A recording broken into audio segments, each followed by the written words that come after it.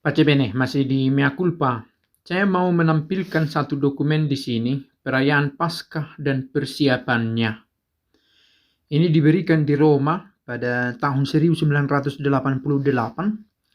Di sini saya mau ambil satu bagian yang berbicara tentang Minggu Palma, yang dihubungkan langsung dengan Pekan Suci. Minggu Palma di sini masuk dalam pembahasan tentang Pekan Suci. Apa hubungannya? Kita bisa lihat bersama di sini. Ini dokumen resmi yang dikeluarkan oleh gereja. Minggu Palma nomor 28. Pekan Suci mulai pada Minggu Palma. Kalimat ini penting juga untuk memahami bahwa Pekan Suci itu bukan hanya menyangkut 3 hari, Jumat, Sabtu, Minggu, Paskah, tetapi sudah mulai dari hari Minggu Palma, yang menghubungkan perayaan kemenangan Kristus Raja dengan pewartaan penderitaannya. Pengaitan kedua aspek misteri Paskah ini harus menjadi jelas dalam perayaan dan katekese. Nah, hal-hal semacam ini yang terkesan mendasar, yang barangkali luput dari perhatian. Kayak kemarin itu terlalu asik membahas warna baju yang harus dipakai, yang sebenarnya tidak diatur bagi umat beriman.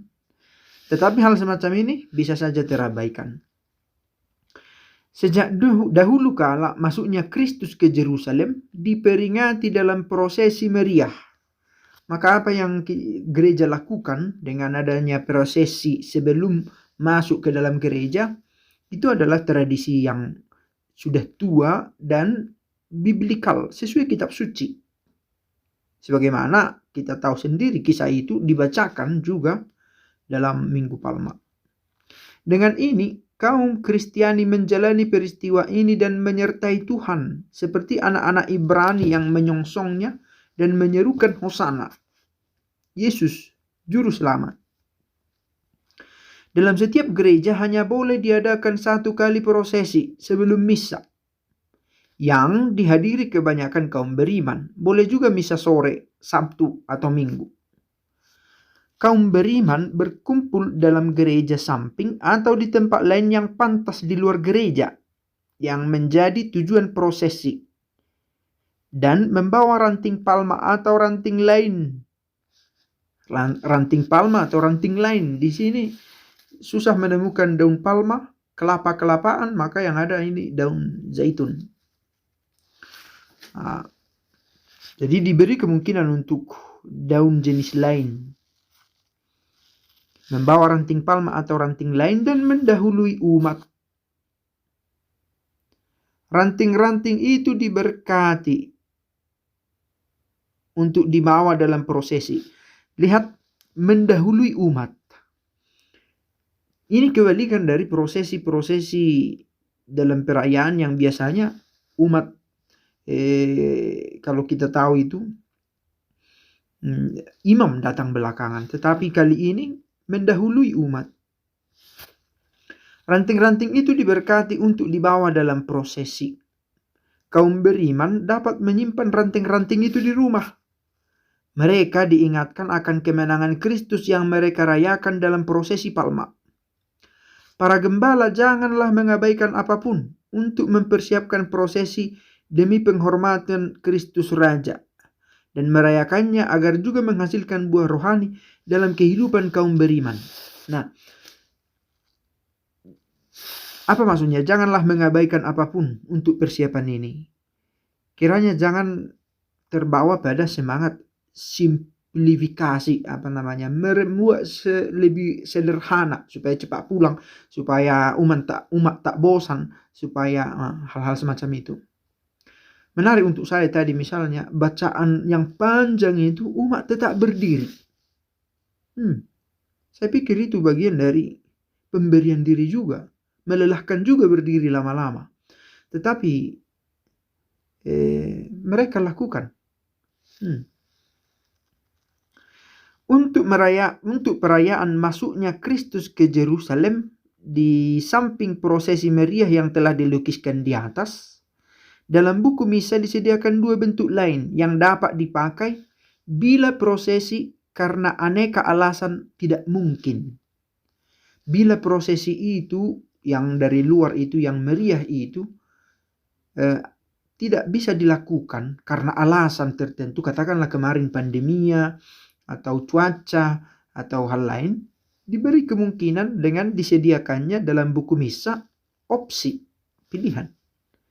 Tapi jangan dipakai karena memilih kemudahan. Ini tadi yang kita katakan. Cari yang simple, simplifikasi. Menyederhanakan. Bentuk kedua ialah masuk meriah. Bila tidak dapat dilaksanakan prosesi di luar gereja. Bentuk ketiga ialah masuk biasa, yang diadakan dalam semua misa minggu ini yang tidak didahului masuk meriah. Di mana tidak dapat diadakan misa, dianjurkan untuk pada petang sebelumnya atau pada saat yang pantas pada hari Minggu mengadakan perayaan sabda dengan tema masuknya Kristus sebagai almasi dan penderitaannya. Di tempat-tempat yang biasa tidak ada imam, saya pikir ini bukan satu kesulitan, sudah biasa ada pemimpin umat dari antara umat yang membawakan ibadat.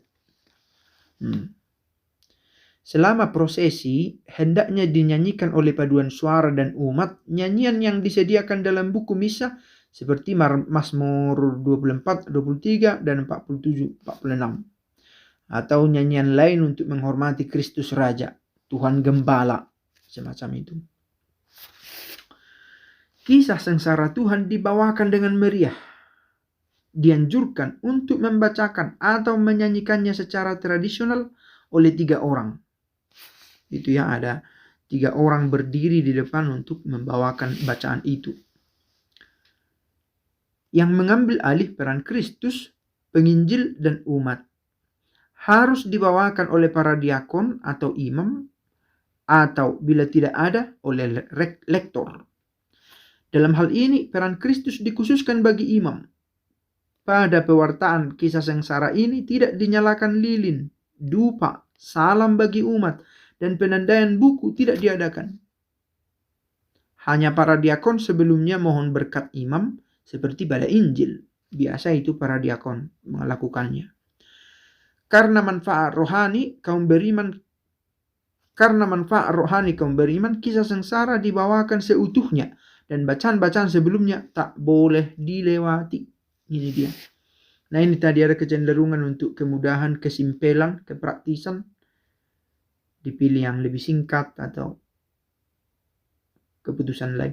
Tapi disesuaikan dengan kebijakan setempat juga. Sekali lagi, seperti tadi, perarakan itu terbuka kemungkinan bila ada halangan yang meyakinkan. Demikian juga bacaan ini. Karena kadang juga disediakan bacaan yang lebih singkat. Tetapi sekali lagi bukan demi kemudahan. Setelah pembacaan kisah sengsara harus diadakan homili. Nah, ini terjadi juga. Homili di sini setelah bacaan kisah sengsara dalam gereja, bukan dalam bacaan di luar sebelum prosesi berlangsung. Karena ada bacaan itu tentang Yesus dielu-elukan. Itu tidak disertai dengan homili. Itu dia. Pace bene.